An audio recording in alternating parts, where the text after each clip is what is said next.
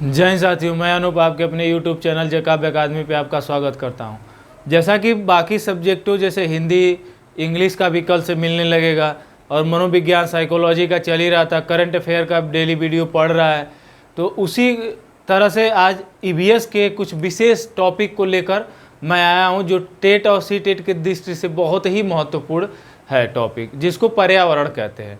आप लोग जानते हैं कि पर्यावरण क्या है, कि टेट या CTET की परीक्षा के लिए कितना महत्वपूर्ण होता है। लगभग 10 से 12 क्वेश्चंस अकेले लेके रखता है, तो 10-12 नंबर मायने रखते हैं किसी भी। अगर 30 नंबर का ही पेपर है, उसमें से 8 से 10 नंबर पर्यावरण से ही संबंधित हों, तो बहुत बड़ी बात होती है ना। और पर्यावरण में जैसे कि आपके जो कन्वेंशन हुए, समझौते हुए हैं, और पर्यावरण क्या है, पर्यावरण के घटक क्या हैं, आप जानते हैं। जैसे खाद्य श्रृंखला वाला आ जाता है, फिर पिरामिड्स हैं, क्या बोलते हैं, पारिस्थितिकी है, परितंत्र है, ये सारे पर्यावरण में ही आ जाते हैं। और फिर आपके झीलें हो जाएंगी, अभयारण्य हो जाएंगे, वेटलैंड एरियाज हो जाएंगे, ये सारे पर्यावरण के अंतर्गत आते हैं। तो मैं आप लोगों को रोज़ कुछ न कुछ, या हो सकता है कि एक दिन का गैप दे के वीडियो पढ़े EVS की, क्योंकि कंटेंट बनाने में और इकट्ठा करने में समय लग जाता है। तो इसकी वजह से हो सकता है कि एक आध दिन के गैप दे के वीडियो पढ़े, और बाकी सब्जेक्टों का अभी तो चलता है, तो एक दिन में थोड़ा सा मुश्किल हो जाएगा। तो उसी क्रम में मैं आज लेकर आया हूँ पर्यावरण से संबंधित कुछ महत्वपूर्ण टॉपिकों को मैं आपको समझाने जा रहा हूँ, और मैं शुरुआत ही पर्यावरण से ही करूँगा। EVS के पोर्शन में जो हमको पढ़ना है, सबसे इम्पोर्टेंट टॉपिक हमारे लिए बन जाता है, वह है पर्यावरण बन जाता है। तो पर्यावरण होता क्या है, जो पर्यावरण क्या होता है, तो आप लोग जानते हैं कि पर्यावरण कह सकते हैं कि जो किसी भी जीवधारियों के चारों तरफ व्याप्त वायुमंडल है, उसको पर्यावरण कह सकते हैं, या जो वातावरण है वो उसको पर्यावरण कह सकते हैं। जो क्या करे, प्रत्यक्ष और अप्रत्यक्ष रूप से किस पे प्रभाव डालता है, तो जीवों पे, सजीवों पे प्रभाव डालता है। अब उसमें चाहे मानव आ जाएं, जीव जंतु जानवर पशु पक्षी सब आ जाते हैं, उसमें सबके लिए पर्यावरण आवश्यक। तो आइए उसी क्रम में आज पर्यावरण का शुरुआत करते हैं। बच्चा, अगर हमारी मेहनत, हमारे जो भी अध्यापकगण आपके लिए लगे हुए हैं, उनकी मेहनत, हमारे एडिटर साहब बैठे हुए हैं बेचारे, इनकी भी मेहनत, क्योंकि कंटेंट ढूंढने का काम इन्हीं का होता है ज़्यादातर, और हम कंटेंट को छांटने का हम लोग काम करते हैं।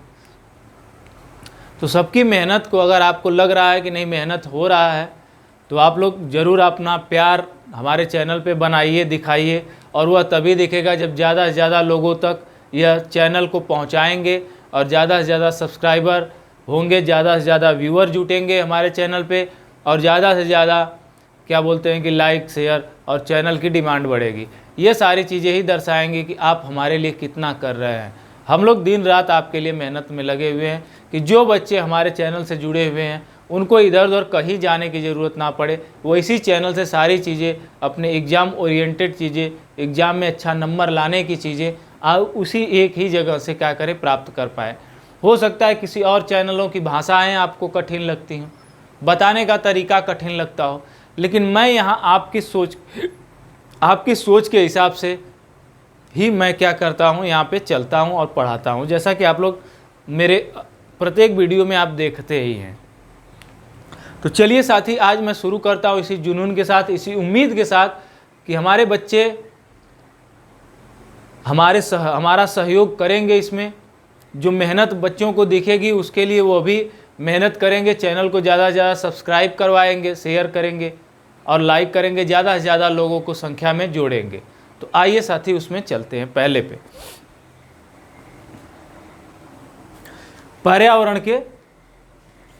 पहले पर्यावरण पढ़ेंगे। अब पर्यावरण क्या है कि एक फ्रेंच भाषा का शब्द मैं बता रहा हूं अभी।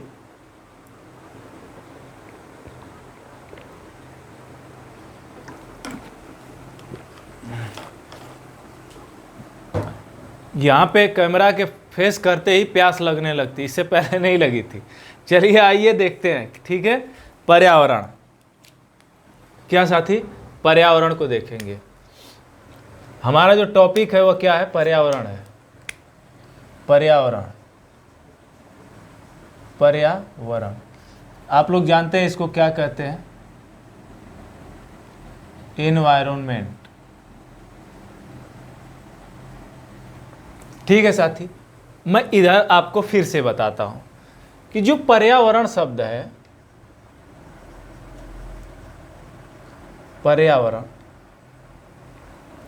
यह दो शब्दों से मिलकर बना है, परि, धन, आवरण। ठीक है मित्र, परि का मतलब होता है, परि का यहां से तात्पर्य है चारों ओर। क्या साथी? चारों ओर। ठीक। और आवरण का मतलब होता है घेरना, घेरना। तो जो चारों ओर घेरे हुए है उसी को क्या कहते हैं? पर्यावरण कहते हैं। और यह चारों ओर किसको घेरा हुआ है साथी? तो इसी जीवा को घेरा हुआ है, इसीलिए इसको क्या कहते हैं? पर्यावरण कहते हैं। तो जो जीवधारियों को ऐसी विशेष संरचना, वायुमंडलीय संरचना जो क्या है, जीवधारियों को चारों तरफ से अपने घेरे हुए है, वही क्या कहलाती है? पर्यावरण कहलाती है, जो कि जीवों पर प्रत्यक्ष और अप्रत्यक्ष रूप से क्या करती है? प्रभाव डालती है। ठीक, यहां तक पहुंचे, आगे चलते हैं। जो पर्यावरण शब्द है वह आंग्ल भाषा के इन्वायरमेंट से बना है, जैसा कि मैंने अभी लिखा, इन्वायरमेंट। ठीक है साथी,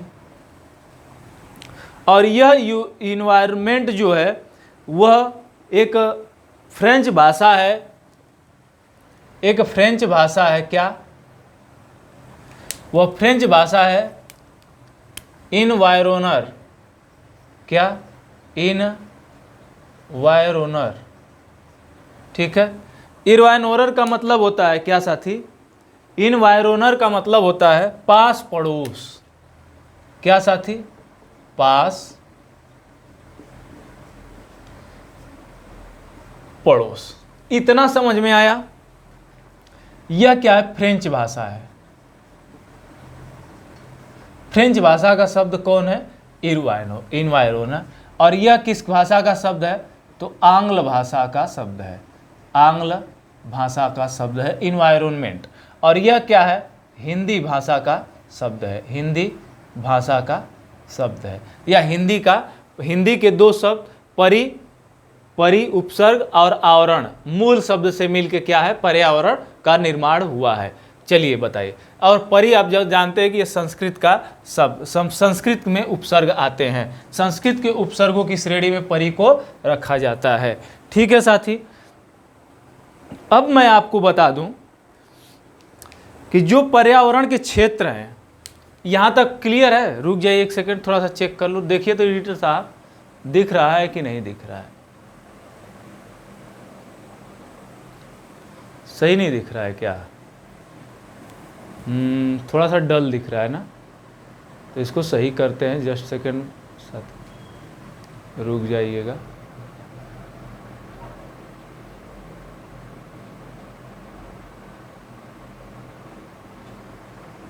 चलिए मित्र, अब शायद सही दिखेगा।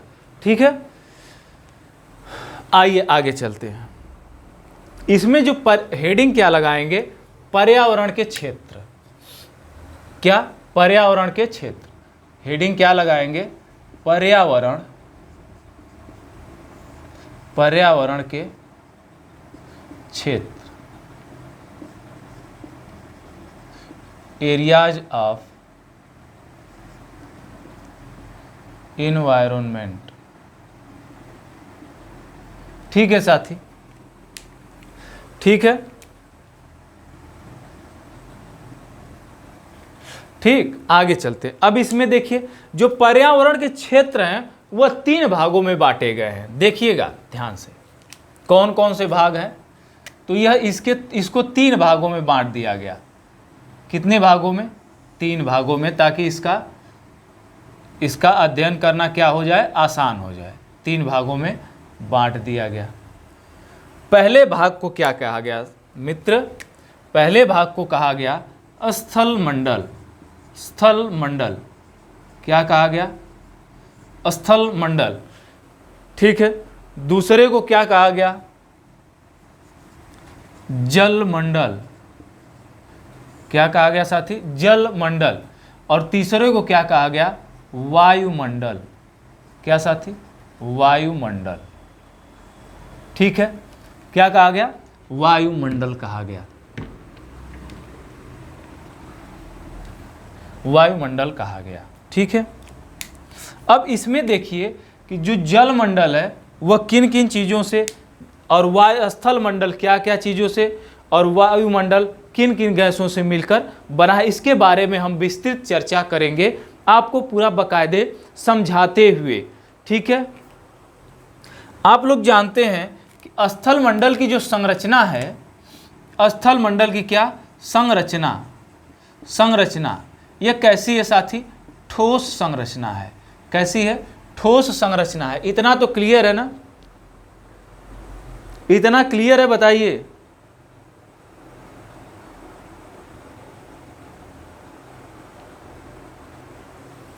और इसका निर्माण जो हुआ है, निर्माण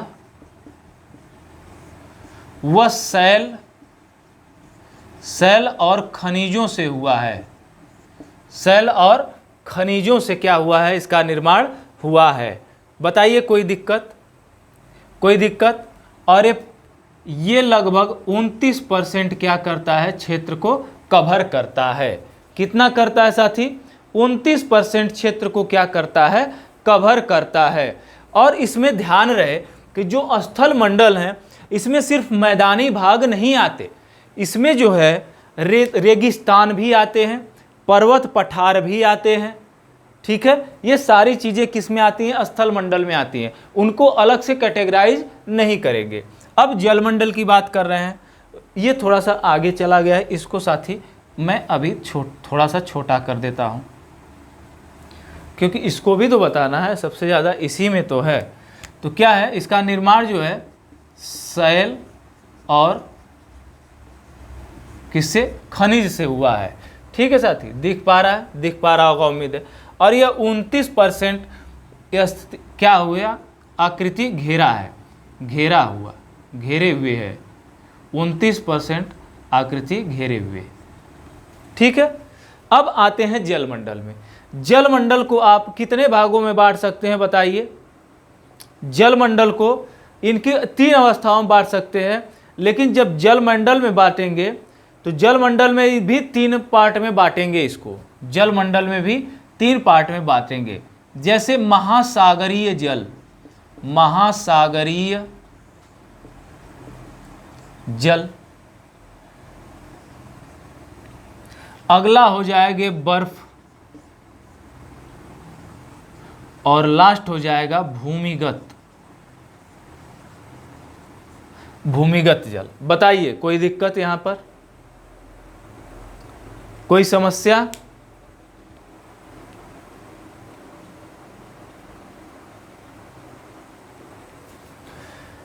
ठीक है साथी, बताइए। और यह जलमंडल जो है यह 29% है, तो यह कितना है? कितना है साथी? 71% क्या हुआ है? घेरे हुए है। कितना? 71%। 71% क्या है? पूरी आकृति घेरे हुए है। अब आइए देखते हैं, महासागरीय जल की बात करें अगर, तो इस 71% के जलों का अगर इसको हम 100% मान लें, क्या साथी? इस 71% को अगर हम मान लेते हैं कि 100% है, तो उस 100% का जो जल का वितरण है वह असमान वितरण है। ध्यान दीजिएगा, मेरी बात को समझिएगा। क्या है साथी? असमान वितरण को दर्शाता है। बताइए, कोई इसमें समस्या नहीं होगी। ठीक, तो मैं यहीं पे बता दूं या इसको अलग हटा के बताऊं? मैं यहीं पे बताने का प्रयास करता हूं, समझिएगा। ठीक है, जैसे महासागरीय जल जब असमान वितरण करेंगे, तो मैं यहाँ पे बताता हूँ, इसको मैं यहाँ घेर देता हूँ ताकि यह ऊपर का भाग हो जाएगा। कहानी ख़त्म है। इसमें आते हैं, तो यह जो जलमंडल है, तो यह असमान, क्या हेडिंग लगाएंगे? इसका जो स्टार बनाएंगे, इसमें जो हेडिंग लगाएंगे, लिखेंगे असमान वितरण। असमान वितरण किसका? जल का। ठीक है, अब ध्यान दीजिएगा असमान वितरण किस रूप में है। पहले तो ये जान लीजिए कि यह 3 अवस्थाओं में पाया जाता है, ठोस, द्रव और गैसीय अवस्था में मिलता है। ठीक है, ठोस बर्फ के रूप में, द्रव जल के रूप में, और गैसीय अवस्थाएं जो होती है जो क्या करती हैं, वाष्प के रूप में जो मिलता है। ठीक है, आइए आगे चलते हैं साथी। इसको अब बात करते असमान वितरण की। तो जब असमान वितरण की बात करेंगे तो जो महासागरीय जल है यह लगभग कितना है साथी, यह लगभग पूरे का 97% है। बर्फ की बात करेंगे तो यह लगभग पूरे का 2% है, और भूमिगत जल की बात करेंगे यह लगभग पूरे का कितना है, 1% है। ठीक है, तो असमान वितरण हुआ कि नहीं बताइए। जल का असमान, महासागर में क्या है, 97% महासागर सागरों में मिलकर जल भरा हुआ है, बर्फ में मात्र 2% है, और भूमिगत जल केवल 1% है। ठीक है, समझ रहे हैं कि नहीं, पहले ये बताइए। इतना समझ में आया, कुल चीजें इतने समझ में आई। चलिए आगे चलते हैं। इसमें मैं आगे बताता हूं आपको कि जो, अब इसमें एक और स्टार लगाइए,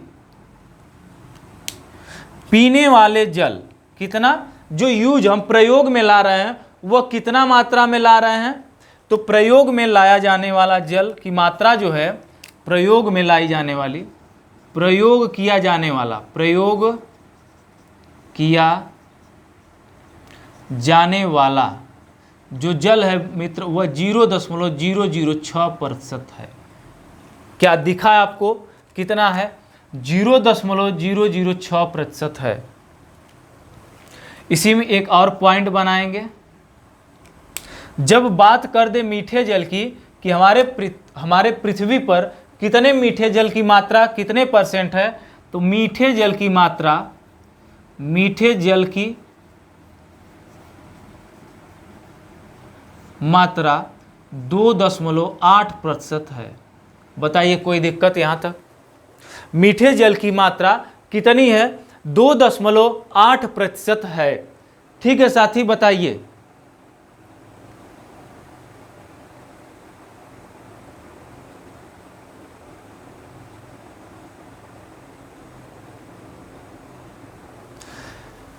इतना क्लियर है, बताइए कोई दिक्कत यहाँ तक। अभी मुझे नहीं लगता कि कोई दिक्कत आई होगी आपको समझने में। आगे चलते हैं। अगला जो है वह वायुमंडल है। क्या है साथी, वायुमंडल है। वायुमंडल में 2 तरह के हो जाते हैं। पहला हो जाता है शुष्क गैसें। वायुमंडल में साथी पहले को अगर कैटेगराइज करेंगे, तो पहले को अगर कैटेगराइज करते हैं तो क्या हो जाता है, शुष्क गैसें। क्या हो जाता है, शुष्क गैसें। ध्यान दीजिएगा, आर्द्र गैसों को मैं वहां बता दूंगा, यहां बता देता हूं शुष्क गैसें। शुष्क गैसें, ठीक है। अब शुष्क गैसों में जो आती हैं वह कौन कौन सी गैसें आती हैं आप बताइए, और एक एक को मैं डिफाइन करते चला जाऊंगा। बताइए साथी आप। तो शुष्क गैसों में आती है नाइट्रोजन। क्या आती है, नाइट्रोजन, जो कि कितनी है, 78%। कोई दिक्कत यहां तक, इतना कोई दिक्कत, कोई सबको क्लियर है ना कि नाइट्रोजन 78% है। ऑक्सीजन, प्राणवायु गैस भी कहते हैं इसको। ऑक्सीजन जो है यह कितना है बताइए, 21% है। यह भी क्लियर है, किसमें कोई डाउट है किसी को। बात करते हैं आर्गन की। यह निष्क्रिय गैस है, आर्गन 0.48% है। बताइए कोई दिक्कत यहाँ पे, 48 नहीं 43% है, ठीक है। आर्गन, नाइट्रोजन 78%, ऑक्सीजन 21%, आर्गन 0.93% है साथी। कितना, 93% है, 93% है, ठीक है। अब बात करेंगे जब किसकी बात करेंगे, इसकी CO2 की। किसकी? CO2 की। तो इसका जो परसेंटेज है साथी, इसका जो परसेंटेज है आप लोग जानते हैं कितना है, 0.003% आ जाता है। और एक और गैस की बात करेंगे तो ओजोन गैस की जब बात करेंगे, जो ओजोन गैस है, कौन सी? ओजोन गैस जो है उसका जो परसेंटेज की बात करेंगे वायुमंडल में तो कितना है, तो 0.0000001% है। इसीलिए बहुत बड़ी स्थिति हमारे सामने, विकट परिस्थिति क्या है, खड़ी है। बताइए कोई दिक्कत? तो शुष्क गैसों में नाइट्रोजन को लिखते हैं, किसको? शुष्क गैसों में नाइट्रोजन को लिखते हैं। अब नाइट्रोजन की बात करते हैं, अगर किसकी? नाइट्रोजन। तो यह क्या, इसका कार्य क्या है? तो कार्य इसका यह है कि पहले तो क्या करती है, यह पौधों में प्रोटीन का निर्माण करती है। क्या करती है? पौधों में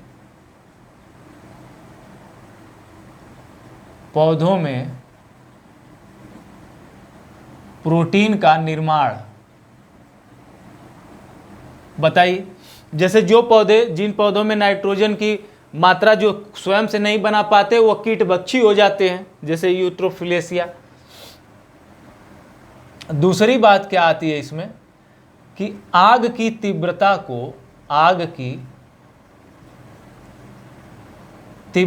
को कम करने में भी इसका क्या किया जाता है, प्रयोग किया जाता है। क्लियर है? इसकी मात्रा मैंने पहले ही लिख दिया है 78%। ठीक है, आगे चलते हैं। दूसरी कौन सी है? तो आप लोग जानते हैं दूसरी जो है ऑक्सीजन है।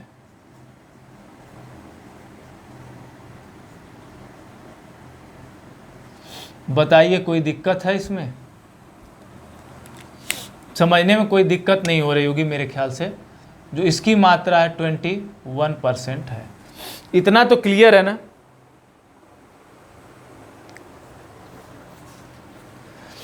इसको जीवनदायक गैस कहते हैं, जीवनदायक गैस।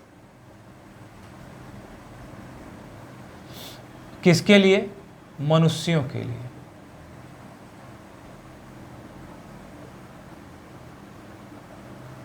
क्लियर है? अगला आता है, अगला टाइप जो है क्या आता है, ध्यान दीजिएगा। जो अगला टाइप है उसको क्या कहते हैं? ऑर्गन कहते हैं। क्या कहते हैं? ऑर्गन।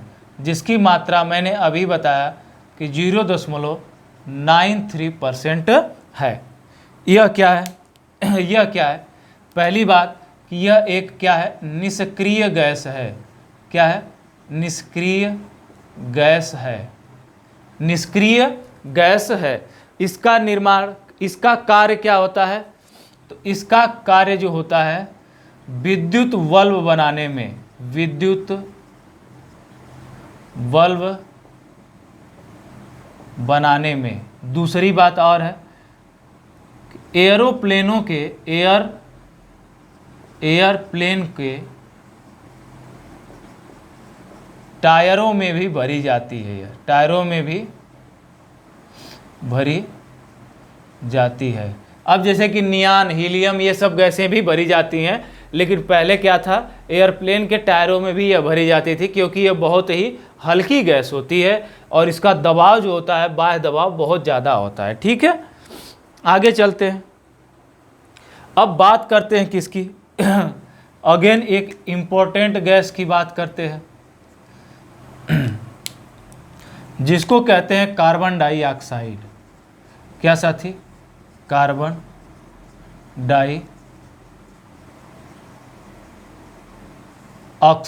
बताइए, इसकी जो मात्रा है 0.003% है। बताइए कोई दिक्कत? 0.003% है इसकी मात्रा। अब यह क्या होती है? यह कह सकते हैं, इसको कह सकते हैं कि वनस्पति के ऊर्जा का स्रोत होती है। जैसे कि हमारे जीवनदायक गैस ऑक्सीजन होती है ना, उसी तरह वनस्पतियों की जीवनदायक क्या होती है, कार्बन डाइऑक्साइड होती है। वनस्पतियों के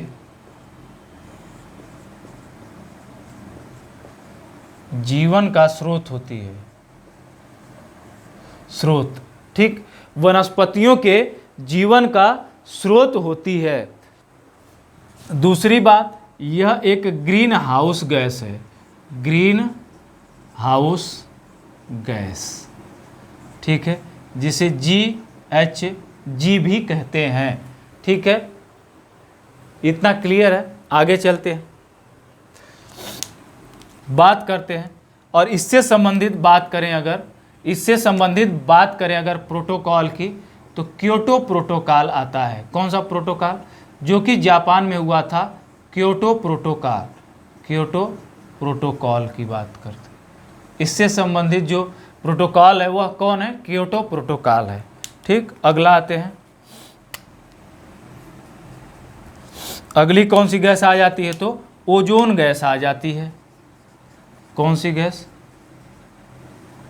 ओजोन गैस आ जाती है। बताइए कोई दिक्कत, जिसकी मात्रा 0.00001% होती है, ठीक है। बताइए, अब आप जानते हैं कि यह क्या होती है। इसको भी क्या कहते हैं, इस गैस को क्या कहते हैं, जीवन रक्षक गैस, गैस। दूसरी बात, सूर्य से निकलने वाली परावैगनी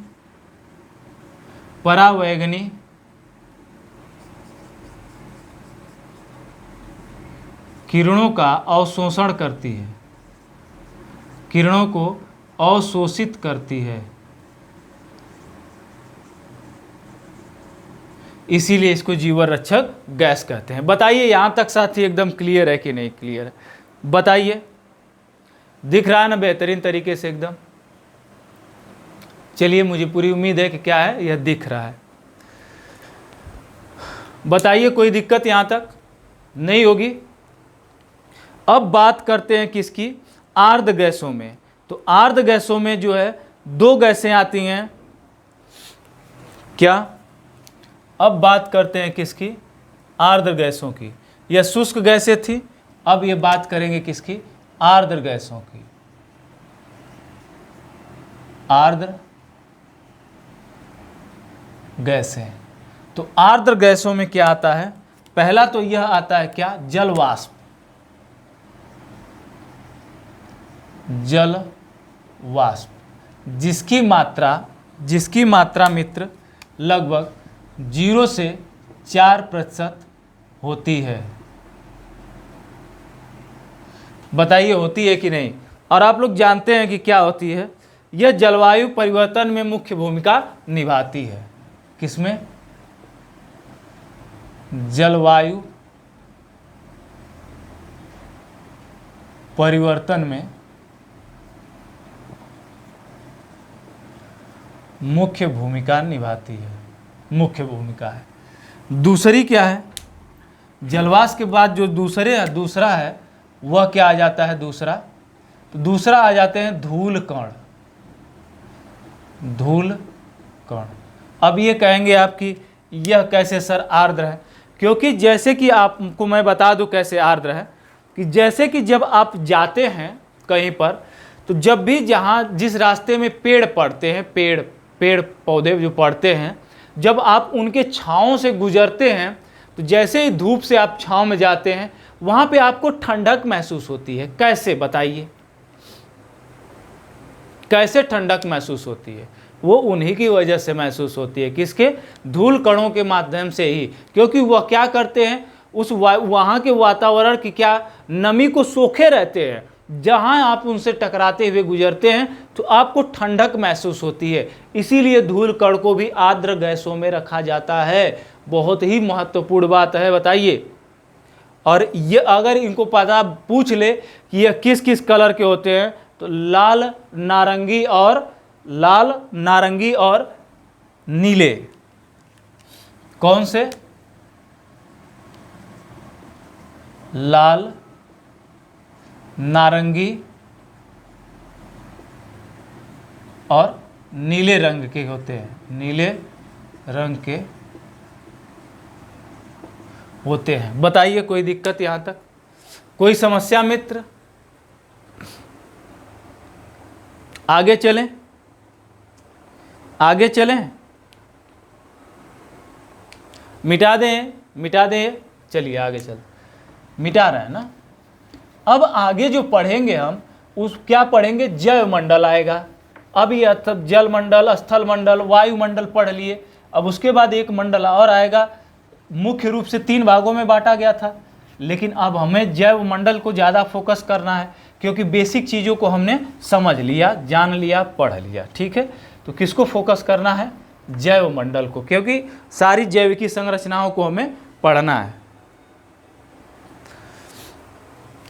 तो जैव मंडल जो है क्या करता है कि यह जैव मंडल जो है यह जीवन का निर्माण करता है, जिसमें स्थल, जल और वायु समाहित होते हैं। अर्थात जो जैव मंडल होता है उसमें स्थल, जल और वायु तीनों को कॉम्बिनेशन जो मिलता है, तो उसको क्या कहते हैं? जैव मंडल।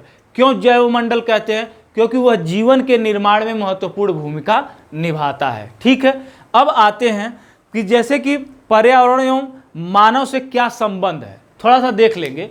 यह कभी कभी एग्जाम में पूछता है, बहुत इंपॉर्टेंट है।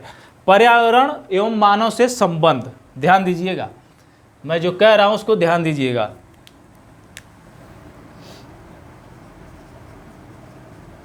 पर्यावरण एवं मानव से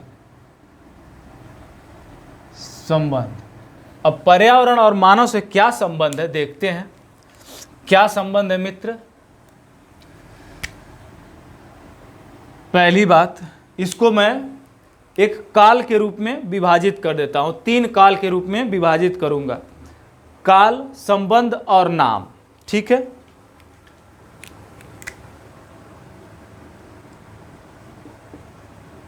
काल, संबंध और नाम। ठीक है, कौन से काल, क्या संबंध है और उनका वर्तमान, उनका नाम क्या था। ठीक है,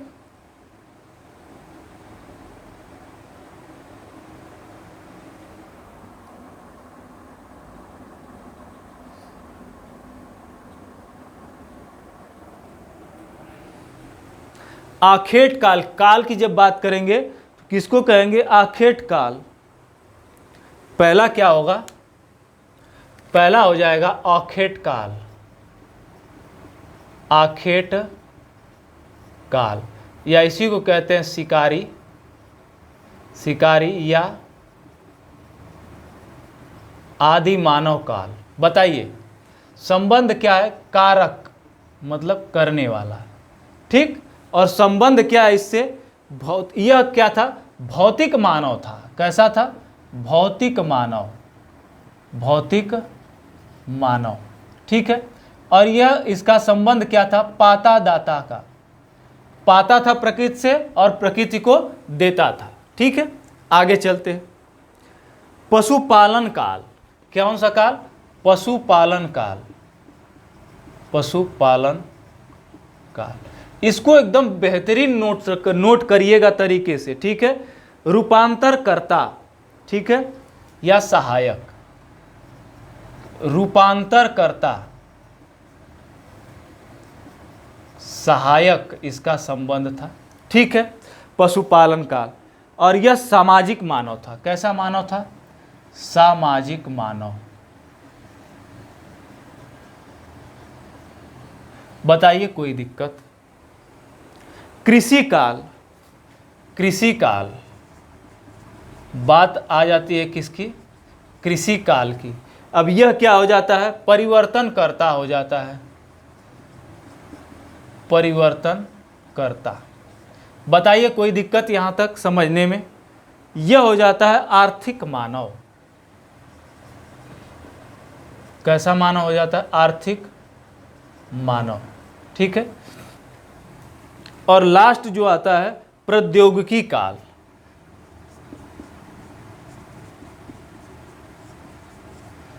प्रौद्योगिकी काल, इसका संबंध कैसा है? तो विध्वंसक है। कैसा है साथी? विध्वंसक है, ठीक है। और इसको कहते हैं प्रौद्योगिकी मानव। प्रौद्योगिकी मानव, इंडस्ट्रियल ह्यूमन, ठीक है। यह जो था यह पर्यावरण का मानव से संबंध है। आखेट काल, जो एकदम प्रारंभिक मानव हुआ करते थे, वह क्या किया करते थे? शिकार किया करते थे। प्रकृति इनके कारक की भूमिका निभाती थी। प्रकृति और इनका जो संबंध था वह कारक का संबंध था, अर्थात करने वाले का संबंध था। उस समय इनको नाम भौतिक मानव दिया जाता था। पाता दाता इनका क्या था? कार्य था प्रकृति से, ठीक है। प्रकृति से लेना, प्रकृति को देना, सिंपल सी बात। अगला मतलब यह मानव प्रकृति पर कोई भी प्रभाव नहीं डालते थे। प्रकृति का संतुलन बिल्कुल व्यवस्थित और संतुलित था। पशुपालन काल, यह क्या हो गया? रूपांतर करता हो गया, अर्थात यह सहायक के रूप में हो गया। और इसको कहा जाने लगा सामाजिक मानव, क्योंकि जब पशुपालन होने लगेंगे तो जाहिर सी बात है कई समाज के लोग मिलके पशुपालन करेंगे ना, तो सामाजिक मानव। अगला आता है कृषि काल। यहां तक भी सही था, तो यह परिवर्तन करता हो गया, अर्थात प्रकृति को थोड़ा सा परिवर्तनशील कर दिया। अर्थात जो प्रकृति में जो मैदान थे उनको काट के, जो जंगल थे, जो झाड़ियाँ थी, उनको काट काट के खेत बना के उसमें क्या करने लगे? कृषि करने लगे। और उससे क्या करने लगे? वह खाने पीने की चीज़ें भी जुटाने लगे और उससे 2 पैसे कमाने भी लगे। इसीलिए इसको आर्थिक मानव कहा जाने लगा। सबसे बेकार समय इसी को कहा जाता है और प्रकृति का सबसे ही बड़ा दुश्मन काल कहा जाता है किसको?